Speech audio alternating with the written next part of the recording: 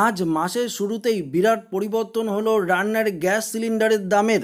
হ্যাঁ বন্ধুরা, যদি আপনাদের বাড়িতে রান্নার গ্যাস সিলিন্ডার থাকে অবশ্যই ভিডিওটি আপনারা প্রথম থেকেই শেষ পর্যন্ত মনোযোগ সহকারে দেখবেন।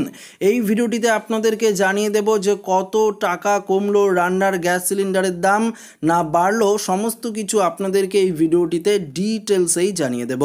আগস্টের পর ফের সেপ্টেম্বর, ফের দাম বাড়লো রান্নার গ্যাস সিলিন্ডারের। তবে এবার বাণিজ্যিক রান্নার গ্যাস সিলিন্ডারের দাম 39 টাকা করে বাড়ানো হয়েছে। 1 সেপ্টেম্বর থেকে 19 কেজি বাণিজ্যিক সিলিন্ডারের জন্য আপনাদের ব্যয় করতে হবে 1691 টাকা 50 পয়সা।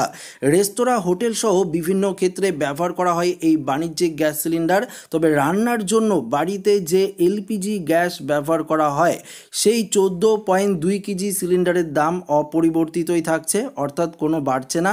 14.2 কেজি গ্যাস সিলিন্ডারের দাম সিলিন্ডার প্রতি 829 টাকা রয়েছে। তবে আপনাদেরকে জানিয়ে দিই, যদি আপনারা প্রধানমন্ত্রী উজ্জ্বলা যোজনার মাধ্যমে রান্নার গ্যাস সিলিন্ডার নিয়ে থাকেন তাহলে আপনারা 300 টাকা সাবসিডি পাবেন, অর্থাৎ মাত্র 529 টাকার মাধ্যমে আপনারা গ্যাস সিলিন্ডার কিন্তু পেয়ে যাবেন।